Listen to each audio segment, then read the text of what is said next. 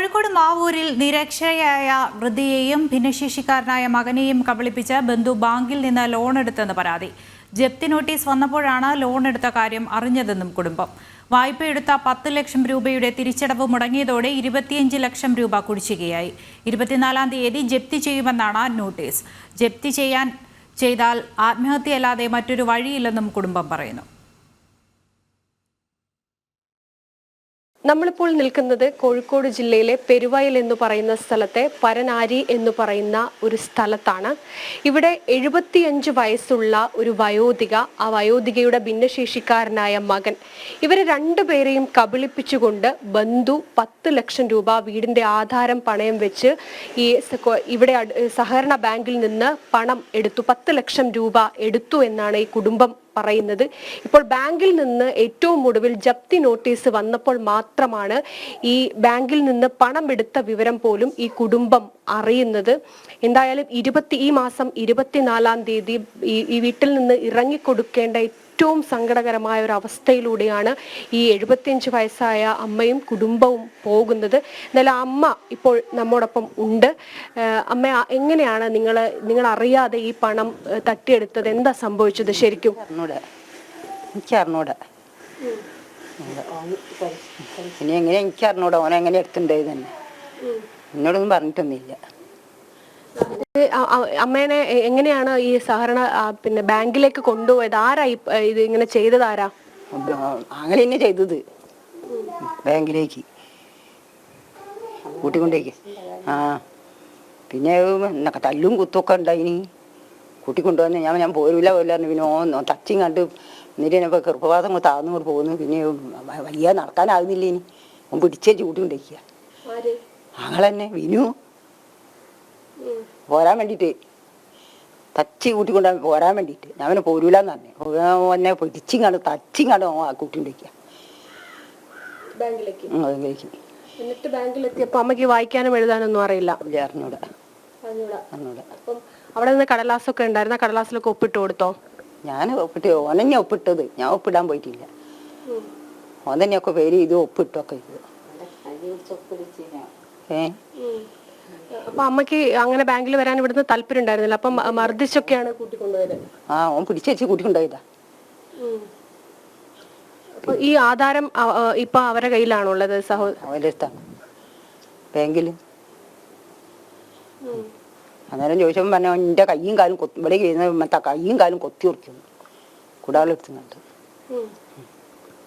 ഇപ്പം അവരെന്താ അമ്മയാണ് ഈ 10 ലക്ഷം രൂപ എടുത്തതെന്നാണ് ഈ സഹോദരൻ പറയുന്നത്.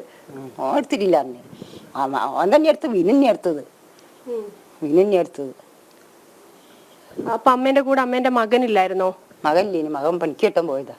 അപ്പോൾ എന്തായാലും ഇവരുടെ ഒരു ബന്ധു ഇപ്പോൾ നമ്മോടൊപ്പം ചേരുന്നുണ്ട്. എന്തായാലും അമ്മ പറയുന്നതനുസരിച്ചാണെങ്കിൽ ഈ അമ്മയെ ഇവിടെ നിന്ന് ഈ അമ്മയുടെ സഹോദരൻ എന്ന് പറയുന്ന വിനോദ് നിർബന്ധിച്ച് അടിച്ചിട്ടാണ് ബാങ്കിലേക്ക് കൂട്ടിക്കൊണ്ടുപോയത് എന്നാണ് പറയുന്നത്. ഈ അമ്മയ്ക്ക് എഴുതാനും വായിക്കാനും മറ്റു കാര്യങ്ങളൊന്നും അറിയില്ല. മകനുണ്ട്, ഭിന്നശേഷിക്കാരനാണ്. ഈ മകനും കൃത്യമായി എഴുതാനും വായിക്കാനും ഒന്നും അറിയില്ല. ഇത് മുതലെടുത്തുകൊണ്ടാണ് ഈ ബാങ്കിൽ, സഹകരണ ബാങ്കിൽ വെച്ച് പണം 10 ലക്ഷം രൂപ തട്ടിയെടുത്തത് എന്നാണ് ഈ കുടുംബം ഉന്നയിക്കുന്ന ആരോപണം. ഇപ്പോൾ മകന്റെ ഭാര്യ ആണ് ഇപ്പൊ നമ്മോടൊപ്പം ഉള്ളത്. എന്താണ് ശരിക്കും അന്നെന്താണ് സംഭവിച്ചത്? ഈ ബാങ്കിൽ നിന്ന് നോട്ടീസ് വന്നപ്പോൾ ഞാൻ ചോദിച്ചു ഇതെന്ത്? സഹകരണ ബാങ്ക്, പെരുവയലിന് സർവീസ് സഹകരണ ബാങ്ക്. അപ്പോൾ ഞാൻ ചോദിച്ചു എന്തിനാണ് ഇത് നോട്ടീസ് വന്നത്?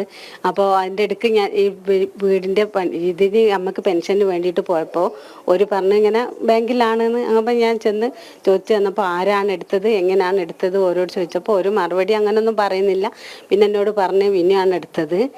പിന്നെ ഈ പൈസ ഈ വിനുവിനോട് അടിക്കാൻ പറഞ്ഞിട്ട് ഓൻ അടിക്കൂല, നിങ്ങൾ അടിക്കണം പൈസ എന്ന് എന്നോട് പറഞ്ഞ്. അപ്പം ഞാൻ പറഞ്ഞു ഞങ്ങൾക്ക് അടിക്കാൻ കഴിയൂല. അങ്ങനെയാണ് ഞാൻ അറിഞ്ഞത്. പിന്നെ വലിയ നോട്ടീസ് വിടൽ തുടങ്ങി. അതുവരെ വരാത്ത നോട്ടീസ്. ഇത്രയും 2019 എൻ്റെ കല്യാണം കഴിക്കുക, അന്നൊന്നും നോട്ടീസ് വന്നില്ല. പിന്നെ വലിയ നോട്ടീസ് വിടൽ തുടങ്ങി. അപ്പം ഞാൻ ചോദിച്ചു ഇതെന്താ അങ്ങോട്ട് നോട്ടീസ് വിടുന്നത്? അമ്മ നിങ്ങളെടുത്തല്ലേ താമസിക്കുന്നതെന്ന് ചോദിച്ചു. അപ്പം ഞാൻ പറഞ്ഞു അമ്മ എടുത്ത പൈസ അല്ല, അമ്മക്കറിയ പോലും ഇല്ല, അമ്മക്ക് എഴുതാനോ വായിക്കാനോ ഒന്നും അറിയൂല. അങ്ങനത്തെ ഒരു പൈസ കിട്ടിയ എണ്ണുന്നത് മരിക്കുന്നത് വരെ അമ്മയ്ക്ക് അറിയാൻ പറ്റാത്ത ഒരു അവസ്ഥ അമ്മയ്ക്ക്. അപ്പോൾ ആ നോട്ടീസുമായിട്ട് അമ്മ പറഞ്ഞ് ബാങ്കുകാരോട് നിങ്ങളും പോരി, മേത്തലാണ് വിനുവിൻ്റെ അടുത്ത് പോവാൻ. അപ്പോൾ അവിടെ കൊണ്ട് ചെന്നപ്പോൾ പറഞ്ഞ് ഞാനല്ല പൈസ എടുത്തത്, നിങ്ങളാണ് പൈസ എടുത്തത്, ഞാനിത് അടിക്കൂലാന്ന്. അങ്ങനെ അവിടെ നമ്മൾ കരഞ്ഞ് പിടിച്ച് ഇവിടെ വന്ന് നമുക്ക് സുഖമില്ലാതെയൊക്കെ ആയി. അങ്ങനെ പിന്നെ ഞാൻ വീണ്ടും ഈ എല്ലാവരോടും ഇവിടെയുള്ള നാട്ടുകാരെ എല്ലാവരോടും ഞാൻ പറഞ്ഞു നോക്കി. പക്ഷെ ആർക്കും ഒന്നും ചെയ്യാൻ, ഞങ്ങളെ ബന്ധുവാണല്ലോ, അതുകൊണ്ട് അങ്ങനെ പിന്നെ ഈ നോട്ടീസ് ഇങ്ങനെ വരൽ തുടങ്ങി. പിന്നെ ഞാൻ എന്ത് ചെയ്യാൻ, എനിക്ക് ആരുമില്ല, ഞാൻ ആരോട് പറയാൻ, ഇവരോടൊന്ന് പറയാന്ന് വെച്ചിട്ടുണ്ടെങ്കിൽ നിങ്ങൾ പറയുന്നത് ഇവരെ അറിവില്ലാതെ ഇവരെ പറ്റിച്ചുകൊണ്ടാണ് ഈ ബന്ധുവാണ് എടുത്തത്. ഈ ബന്ധു അവരെ പറ്റിച്ചത് തന്നെയാണ്. ഇവരെ എന്ന് വെച്ചിട്ടുണ്ടെങ്കിൽ ഇത് തന്നെയല്ല, പിന്നെ വേറെയും പൈസകൾ ഓൻ എടുത്തുണ്ട്. എനിക്ക് ഈ നോട്ടീസുകളൊക്കെ എൻ്റെ അടുത്ത് ഇങ്ങനെ വരിക ചെയ്യുന്നത്. അപ്പം ഞാൻ എന്ത് ചെയ്യണം എന്ന് എനിക്ക് അറിയൂല. ഇങ്ങനത്തെ 2 വ്യക്തികളെയും കൊണ്ടാണ് ഞാൻ താമസിക്കുന്നത്. എനിക്ക് ഇട്ട് പോവുകയും ചെയ്തുകൂടാ, കൊണ്ടും പോയിക്കൂടാത്തൊരവസ്ഥയിലാണ് ഞാൻ നിൽക്കുന്നത്. ഞാൻ ഇനി എന്ത് ചെയ്യണം എന്ന് തന്നെ എനിക്കറിയില്ല. 24-ാം തീയതി ഇവർ ഇറക്കി വിട്ടാൽ ഞാൻ എങ്ങോട്ട് പോകണോ, എന്ത് ചെയ്യണമെന്ന് എനിക്കറിയില്ല. ഇനിയിപ്പോൾ എൻ്റെ മുന്നിലുള്ളത് ആത്മഹത്യ അല്ലാതെ ഒരു വഴിയുമില്ലാതെ ഞാൻ അങ്ങനെ വിചാരിച്ച് നിൽക്കാൻ. ഇത് എത്ര വരെ ജീവിക്കാൻ പറ്റും അത്ര ജീവിക്കുക, ബാക്കി മരണത്തിന് വിട്ടുകൊടുക്കാന്നുള്ള നിലയിലാണ് ഞാനിപ്പോൾ നിൽക്കുന്നത്. അല്ലാതെ എനിക്കൊന്നും ചെയ്യാനില്ല. നിങ്ങൾ ഈ വിഷയവുമായി ബന്ധപ്പെട്ട് പോലീസിനെ ബന്ധപ്പെട്ടിരുന്ന പോലീസിൽ പറഞ്ഞിരുന്നു. പക്ഷെ അന്നപ്പോൾ ഒരു പറഞ്ഞത് സിവിൽ കേസാണെന്ന് പറഞ്ഞ്. അപ്പോൾ ഇവരെ വിളിപ്പിച്ചിരുന്നു. അങ്ങനെ മാത്രം പറഞ്ഞു ഒരു വിട്ട്. പിന്നെ ഞങ്ങൾ CPM പാർട്ടിക്കാർ പറഞ്ഞ് അങ്ങനെ വിളിച്ചിങ്ങായിട്ട് 2-3 പ്രാവശ്യം മീറ്റിംഗ് കൂടിയപ്പോൾ ഒരു പ്രാവശ്യം മീറ്റിംഗ് കൂടിയപ്പോൾ പറഞ്ഞ് പിന്നെ ഈ അടിക്കണം വിനിയോ, ഈ എടുത്ത പൈസ ആണ്, മണിയേച്ചി എടുത്ത പൈസ അല്ല, മണിയേച്ചിയോ മകേഷോ ഇതിൽ എടുത്തതല്ല, ഈ എന്നാണ് എടുത്തത്, ഈ എന്നെ അടിച്ച് തീർക്കണം വിനിയോ എന്ന് പറഞ്ഞ്. അപ്പോൾ പറഞ്ഞ് എനിക്ക് ബന്ധുക്കളെ കൊണ്ടുവരാണ്ട് എന്നാണ്. അങ്ങനെ ബന്ധുക്കളെ കൊണ്ടുവന്ന് മീറ്റിംഗ് കഴിഞ്ഞാൽ പിന്നെ ഞങ്ങളെ വിളിച്ച്. അപ്പോൾ ഇവർ പറഞ്ഞ് പിന്നെ വിനിയോ എന്താ തീരുമാനിച്ചത്, എന്നാൽ പോൻ അടയ്ക്കൂലെന്ന്. പിന്നെ ഒരു പറഞ്ഞ് ഞങ്ങൾ മീറ്റിങ്ങിൽ ഒരു പറഞ്ഞ് ഞങ്ങൾ, അതായത് കൃത്യമായി തന്നെ ഇപ്പൊ വിനുവിന്റെ നിലപാട് ഈ പണം അടക്കില്ല എന്നതാണ്.